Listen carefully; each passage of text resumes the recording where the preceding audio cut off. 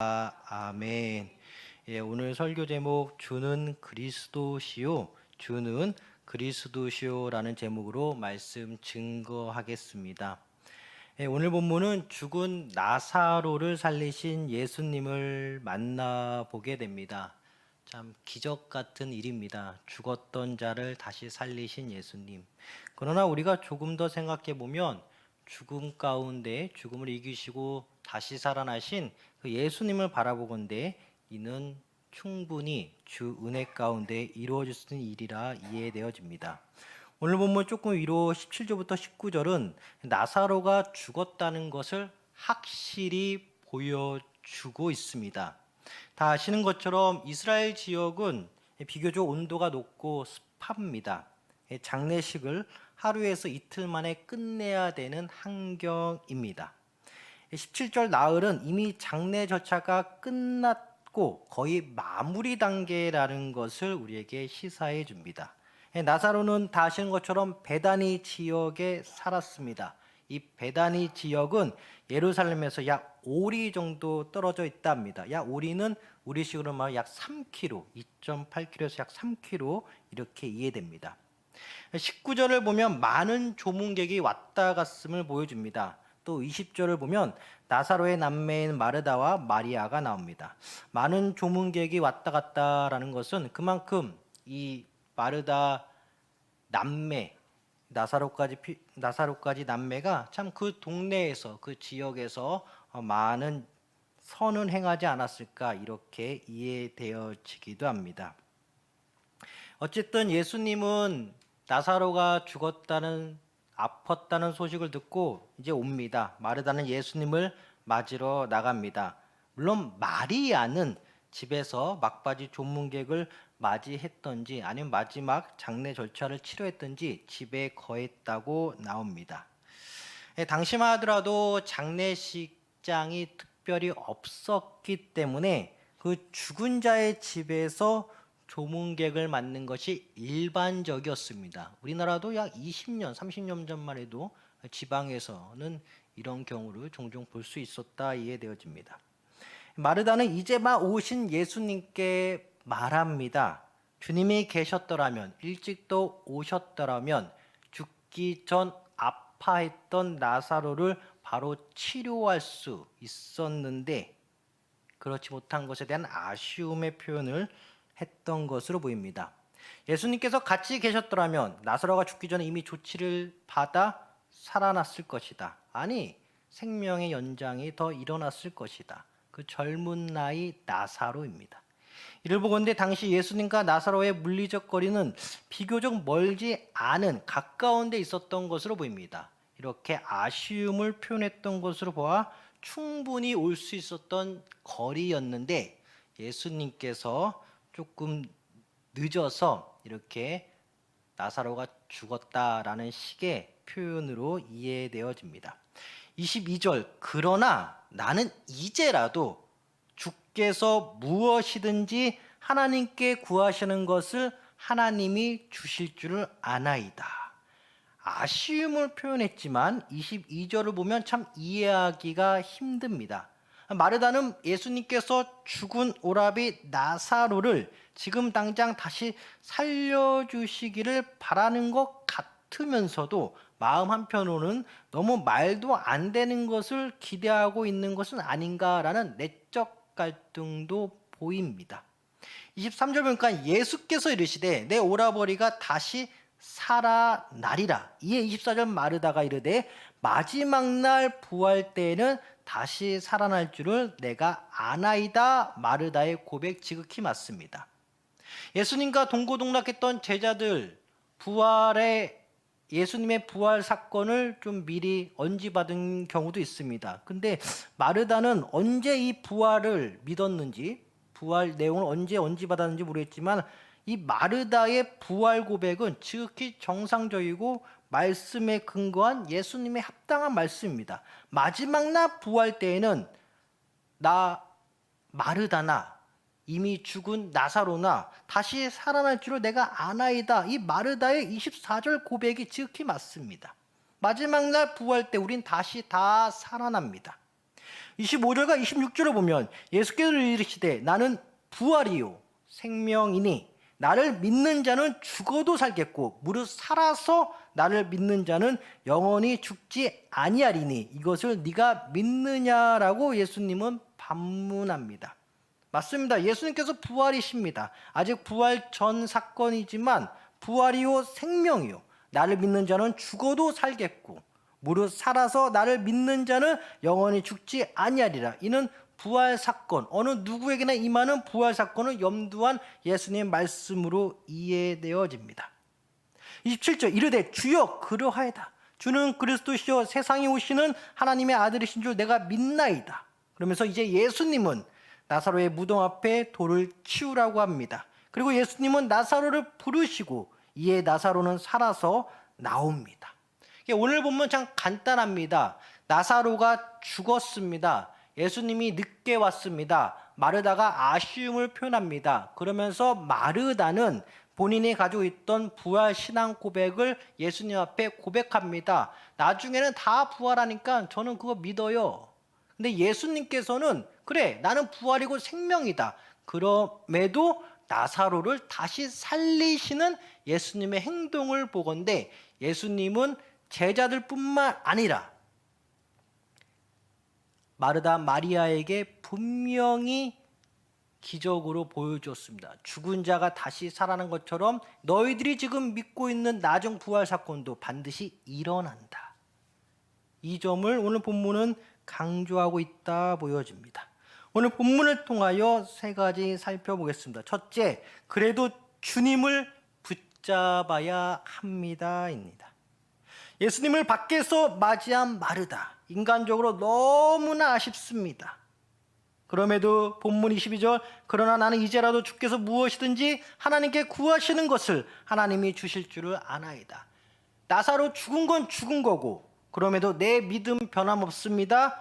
주여 무엇이든지 주님께 구하는 거 언제든지 받을 수 있다라는 나의 믿음은 변함이 없습니다. 22절 마르다의 말 생각납니다. 예수님께서 하나님께 구하면 무엇이든지 줄 줄 믿는다는 말입니다. 우리 역시 이런 신앙 고백이 있었고 있을 줄 믿습니다. 일이 이미 진행되었습니다. 물은 엎어져 물은 다 흘렀습니다. 그럼에도 우리의 신앙은 무엇이냐? 주님, 그럼에도 내 신앙은 변하지 않았습니다. 우리가 원하는 것을 주님께서 들어주시고 이룰 줄 믿습니다. 이 22절까지만 보더라도 죽은 나사로가 다시 살아난다는 역사가 일어날 줄은 마르다는 몰랐던 것 같아요. 자신의 변함없는 신앙 고백을 표현했던 것으로 이해되어지기도 합니다. 이에 나사로가 지금 당장 살아나기를 원하는 듯한 말로 또 들리기도 합니다. 그러니까 참 22절 그 마르다의 그 본 속내가 참 양면성이 있다 보여집니다. 자, 이제라도 이 언어적 뜻은 지금 당장이란 뜻입니다. 또 영어 성경에도 now, 지금이라고 나옵니다. 하지만 너무 큰 것이 아닌가라고 마르다 본인도 생각하는 것 같습니다. 그러니까 겉으로는 자신의 변화없는 믿음을 표현하면서도 속내로는 그래도 예수님께서 부활하실 예수님, 앞으로 일어날 부활 사건을 염두하고 우리 모두가 다 마찬가지지만 그래도 혹시나 나사로가 일어날 수 있을까? 그런 기대, 이런 양면성이 계속해서 마르다에게는 있었다 보여집니다. 막상 예수님께서 나사로의 무덤 앞에 있는 돌을 옮기라고 했을 때 마르다의 표현, 이미 죽은 지 3일이 되었다.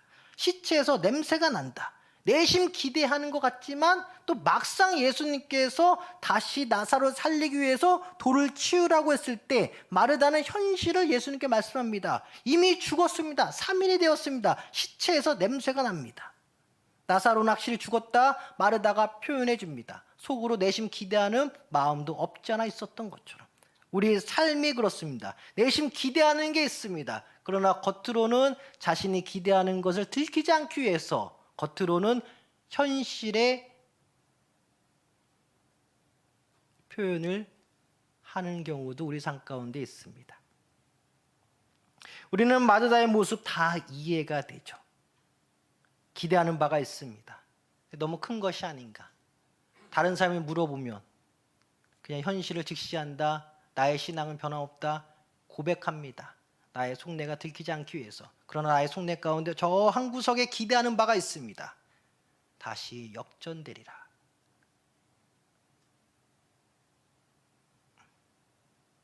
부활의 신앙이 있는 마르다, 예수님을 하나님의 아들이라고 고백한 마르다, 다 이해하고 그의 신앙은 높이 살만합니다.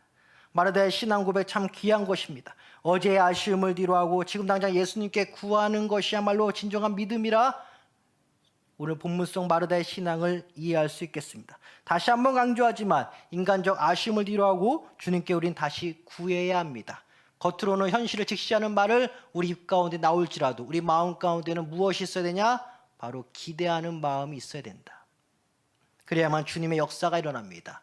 한 입 가지고 두 말 한다, 그런 말이 아니라 속내의 기대 가운데 현실을 직시하는, 그러니까 사람 앞에서는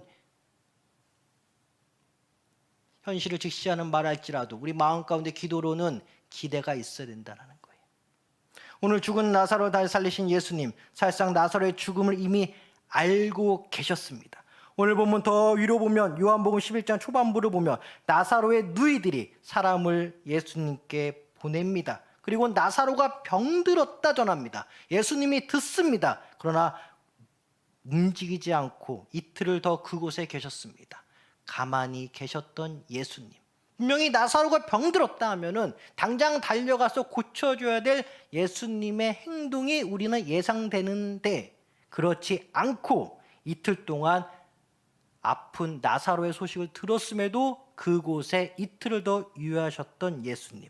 그리고 더 이틀을 지낸 후 예수님은 제자들에게 말합니다. 요한복음 11장 11절. 이 말씀을 하신 후에 또 이르시되 우리 친구 나사로가 잠들었도다. 그러나 내가 깨우러 가노라. 이 잠들었다라는 예수님의 표현은 나사로가 죽었다는 것을 알았다는 것이죠. 물리적인 거리는 있지만 약 이틀 전에 아픈 나사로의 소식을 들은 예수님, 그리고 이틀을 더 머무셨던 예수님, 이제 알았습니다. 아, 나사로가 죽었구나. 이것을 제자들에겐 잠들었다 표현하면서 잠든 나사로를, 죽었던 나사로를 깨우러 가자, 다시 살리러 가자, 이틀 만에 예수님은 움직이십니다.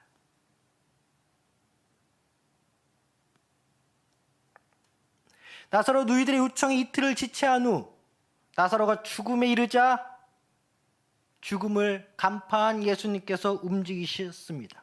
이는 제자들에게 믿음을 주려는 것이었다 보여집니다. 요한복음 11장 15절. 내가 거기 있지 아니한 것을 너희를 위하여 기뻐하노니 이는 너희로 믿게 하려 함이라. 그러나 그에게로 가자 하시니. 병들었다 소식을 듣고 바로 가서 고쳐주면 그래 예수님이야 라고 끝나는 것입니다. 그러나 이틀을 지체한 예수님의 속내는 나사로가 죽었고 그 죽은 나사로를 다시 살림으로 말미암아 나사로의 남매들, 누이들 뿐만 아니라 그 주변 예수님과 함께 했던 제자들에게 그 부활의 신앙의 실체를 미리 보여주고자 했던 예수님의 속내. 어떤 믿음을 주려고 하신 것일까? 죽은 나사로, 죽기까지 나사로를 기다렸던 그 예수님 다시 살리심으로 말미암아 부활은 진짜다. 죽은 자를 다시 살린 자가 자신 역시 죽었다 다시 살아나는 것 아주 자연스러운 것입니다. 이 믿음을 갖게 하시려고 예수님은 병든 나사로의 소식을 듣고도 그 자리에서 이틀 동안 지체하였습니다. 가만히 계셨습니다. 나사로가 죽기까지.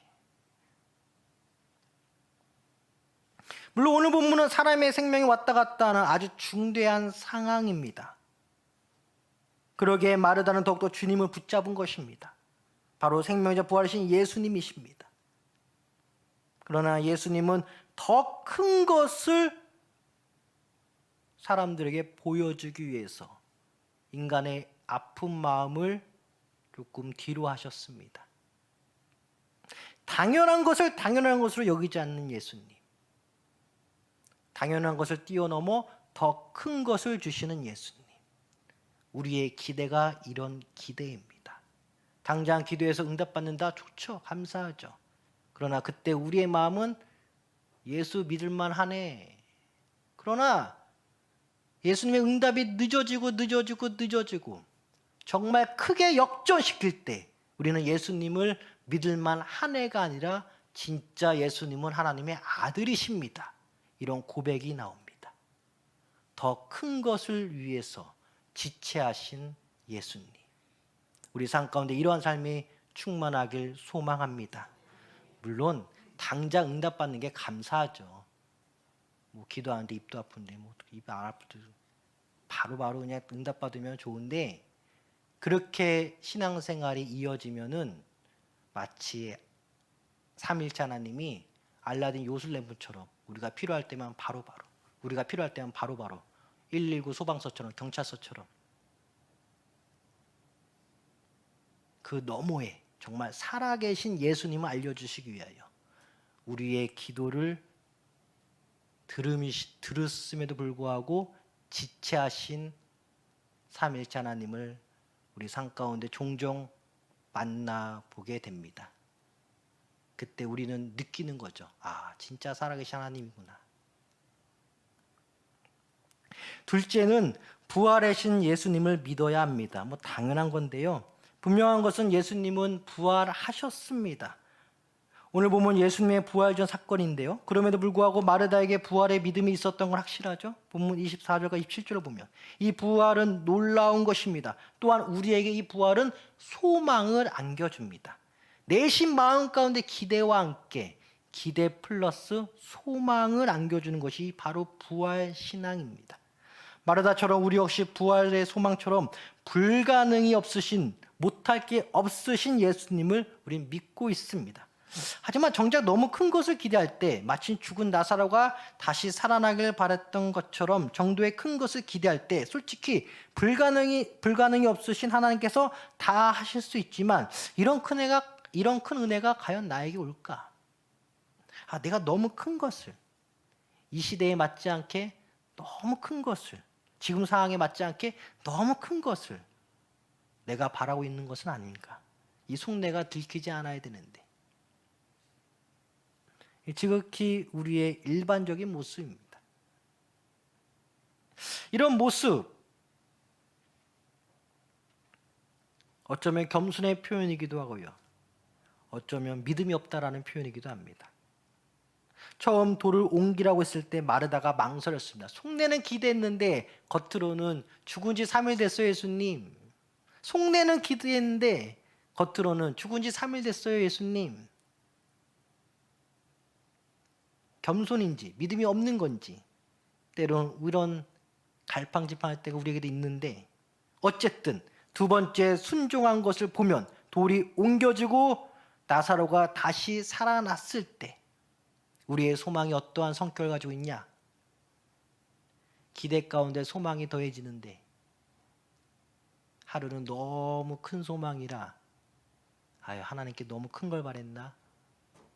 그런 마음이 들지만 그래도 하나님은 우리에게 그 소망으로 이끌어 주십니다. 다시 기도해. 실망하지 말고 다시 기도해. 믿음 없는 소리 하지 말고 다시 기도해. 내가 다 할 거야. 이런 소망이 없는 신앙은 죽은 신앙입니다. 감히 말씀드리면. 이런 소망이 없는 신앙은요, 저 하나님 잘 믿을 테니까, 예배에 출석자라고 적절하게 주님께 표현을 잘할 테니까 지금의 삶 가운데 방해만 하지 말아주세요. 지금의 삶 가운데 큰 것만 막아주세요. 마치 하나님을 그렇게만 인식하게 만드는 죽은 신앙으로 이어질 수가 있습니다. 그러게 우리는 살아있는 신앙을 위해서라도 겉으로 사람들에게 현실을 직시하는 말 할지라도 속으로는 기대와 소망이 가득 차야 됩니다. 이래야 믿음이 흔들리지 않아요.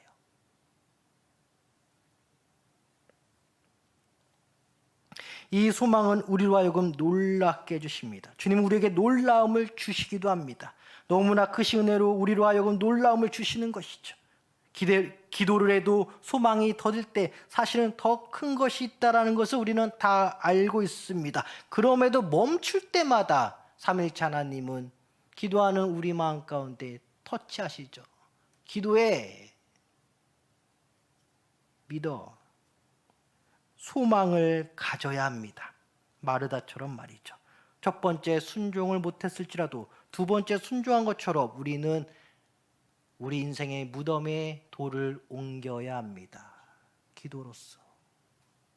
한편으로 너무 큰 것이기에 우물쭈물했습니다. 괜찮아요. 마르다처럼 말이죠.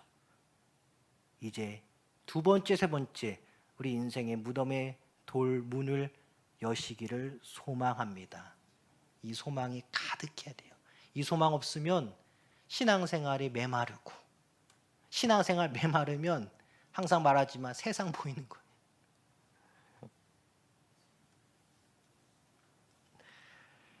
두 번째, 세 번째 순종하여 주님께서 나사로 무덤의 문을 열게 하셨습니다. 우리의 마음을 점점 열게 하세요. 첫 번째는 기대와 소망 가운데 우리 마음의 돌문이 꽉 닫혔지만 기도하는 가운데 조금씩 문이 열려져요. 주님이 여신 거죠. 그리고 소망이 진짜 믿음으로 나타나는 것입니다. 그래서 우리는 큰 은혜를 누리는 소망 있는 자가 되어야겠습니다.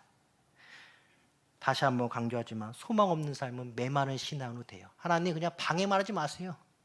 방해만 하지 마세요. 그 정도의 신앙으로 끝나요. 그러면은 이게 그 순간에만 끝나는 것이 아니라 방해만 하지 마세요에서 예배가 귀찮아지고 기도가 귀찮아지고 신앙생활이 귀찮아지고 내 발걸음이 나도 모르게 점점 교회와 멀어지게 돼요. 메마른 신앙. 그래서 그냥 뭐 할 말이 없으니까 큰 소망 가지고 그런 말이 아니라 진짜 기대와 소망은 지극히 믿는 자의 기본 신앙 양식입니다. 뭐 예수 믿고 부자 되자 그런 유치한 얘기 하는 거 아니에요. 진짜 기대와 소망은 우리 믿는 자들의 기본 신앙 양식이에요. 그래서 기대를 갖고 있기 때문에 소망을 갖고 있기 때문에 겉으로는 현실을 직시하는 말을 하지만 우리 마음 가운데는 항상 마음이 부자인 거죠.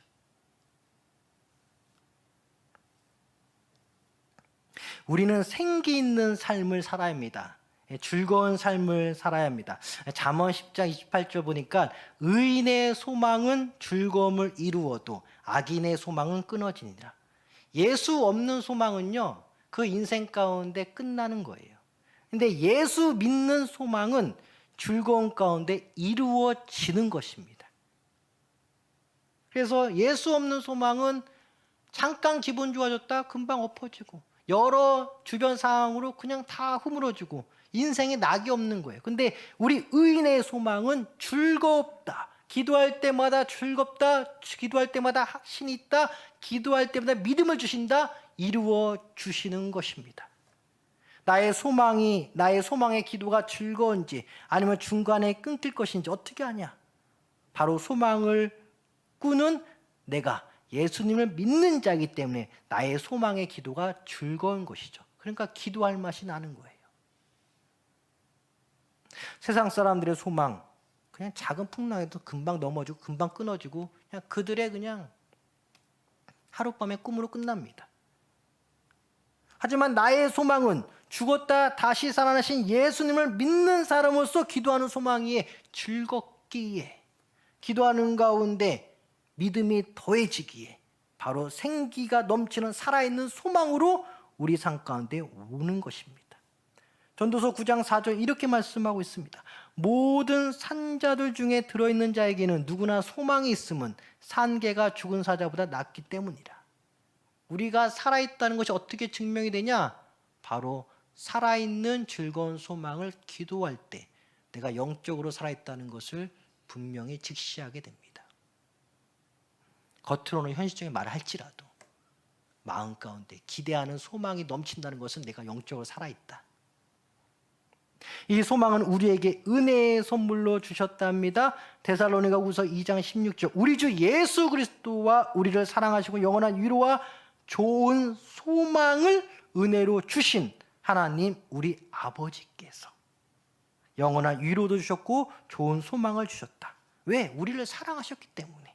그래서 내가 하나님을 사랑하는데 그 근거가 무엇이냐? 하나님이 나를 먼저 사랑하셨고 여기까지 다 아는데 또한 거기에 좋은 소망을 주셨다. 하나님이 말씀하신 좋은 소망은 각자에게 임하는 개개별로 다른 소망일 수도 있겠지만 내용은 좀 차이가 있겠지만 하나님이 주신 좋은 소망은 말 그대로 성경적인 소망인 것이죠. 그래서 우리는 성령께서 우리를 항상 소망의 기도의 자리로 이끄신다. 중요한 것은 소망은 주님께 받은 것이요, 주님께 받은 소망은 좋은 것이요, 그 좋은 소망을 가지고 기도하게끔 우리를 만드시는 삼위일체 하나님은 우리에게 기도의 사람으로 만들어주시는 것.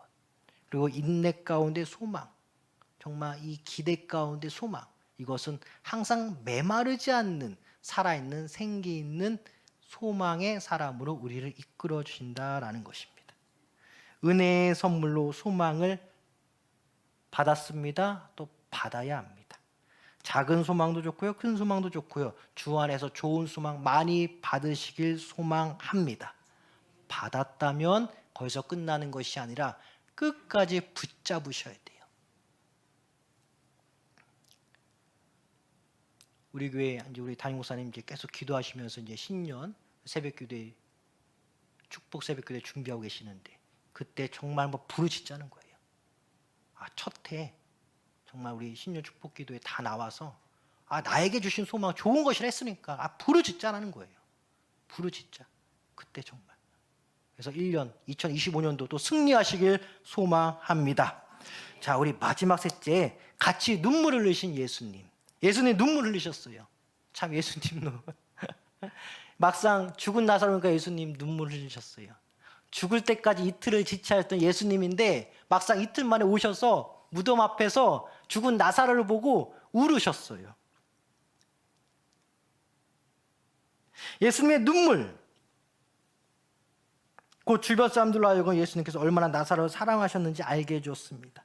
비통히 여기신 예수님, 나사로를 살려주셨습니다. 오늘 보면 분명히 부활의 예수님을 정확히 보여주고 있습니다. 아울러 죽은 자를 살리신 예수님을 정확히 보여주고 있습니다. 동시에 급박한 상황에서 아쉬움을 뒤로하고 믿음을 가져야 한다라는 소망에 마르다, 그것을 우리는 보았습니다. 우리 삶 가운데 주님께서 미리 하시고 먼저 해결해 주셨으면 다 좋을 텐데 그런 경우도 있지만 아쉬울 때가 종종 있습니다. 그럼에도 불구하고 좋은 소망으로 기대와 말씀 가운데 우리를 이끄신 하나님, 주님은 보다 더 큰 믿음을 위하여 우리 삶의 문제를 조금 뒤로 응답의 시기를 뒤로 조금 미룰 때가 있어요. 이때 더욱더 기도하시길 소망합니다. 우리가 참 눈물 흘릴 때 기도할 때마다 주님께서 다 보고 계신 거예요. 기도하는 당사자뿐만 아니라 더 많은 이들의 믿음의 성장을 위하여 조금 늦더라도 반드시 기도에 응답하여 주시고 고쳐주십니다. 빨리 응답되면 내가 좋은데 더 늦게 응답되면 나와 우리 가족과 주변 사람들이 다 은혜로 사는 거예요. 빨리 응답되면 내가 좋고 늦게 응답되면 나 말고 가족과 주변 사람들이 다 같이 은혜 받는다. 빨리 응답받아도 내가 좋고 늦게 응답받아도 우리 가족이 좋고, 응답은 반드시 이루어지는데, 기대와 소망 가운데 응답 반드시 이루어지는데 내가 좋은 건 확실한데 우리 주변 사람까지, 내 가족까지 좋아지기 위해서 오늘도 우리의 기도를 들으시지만 응답의 시기를 조절하신 삼위일체 하나님 만나보게 됩니다. 다 아는 말씀입니다. 시편 120편 4절. 이스라엘 지키시는 이는 졸지도 아니하시고 주무시지도 아니하시리로다. 우리가 눈물 흘릴 때 같이 눈물 흘리신 예수님, 그럼에도 더 큰 은혜를 주시기 위해서 나 말고도 우리 가족의 기쁨을 더 극대화시키기 위해서, 왜냐하면 가족의 믿음의 신앙을 부활시켜야 되거든요. 잠시 죽었던 그 가족 구성원의 어느 믿음이 잠시 죽었더라면 그것을 다시 이끌기 위해서 예수님은 시기를 조절하시는 것이죠.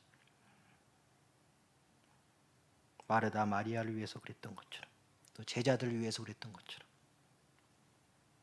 인간의 편에서 한없이 아쉽더라도 우리가 계속해서 견지해야 될 것은 나뿐만 아니라 우리 가족을 살리시기 위하여 응답의 시기를 조절하시는 하나님, 이해해야겠습니다. 생명이자 부활의 예수님께서 나중에도 반드시 해결해 주시다는 그 믿음, 우리는 변치 않아야겠습니다. 또한 진정으로 예수님과 우리가 뜨거운 눈물 흘릴 때, 마지막 주님 품에 안길 때, 요한계시록 21장 4절 보니까 모든 눈물을 그 눈에서 닦아주시니 다시는 사망이 없고 애통하는 것이나 곡하는 것이나 아픈 것이 다시 있지 아니하니 처음 것들이 다 지나갔음이러라. 보니까 여기서 애통하게 울어 기도 응답받고 우리 가족 다 살린 후에 내가 예수님 품에 진정을 안길 때 나의 눈물은 다 닦여지고 나의 생각 속에 이 100년의 삶을 다 지나가는 삶으로 주님께서 은혜로 다 덮어주신다. 할렐루야.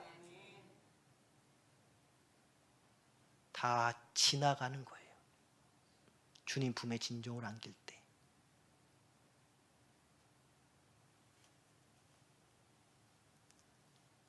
우리 매일의 삶이 항상 주님을 다시 붙잡는 삶이 되어야겠습니다. 또한 부활의 예수님을 바라보며 주님께서 주신 소망 끝까지 붙잡고 나가야겠습니다. 나에게 주신 좋은 소망. 우리가 기도로 수고할 때, 기도는 참 수고가 필요합니다. 성부 하나님 우편에 계신 예수님께서 같이 울며 우리를 향한 응답의 시기를 조절하시는 그 예수님, 삼일체 하나님 바라봐야겠습니다. 우리 가족의 죽은 신앙 믿음을 다시 부활시키기 위하여 오늘도 응답의 시기를 조절하시는 삼일체 하나님, 그 하나님 찬양하며 그 주님께 영광 올려드리며 설교 마치겠습니다. 기도하겠습니다. 하나님 아버지,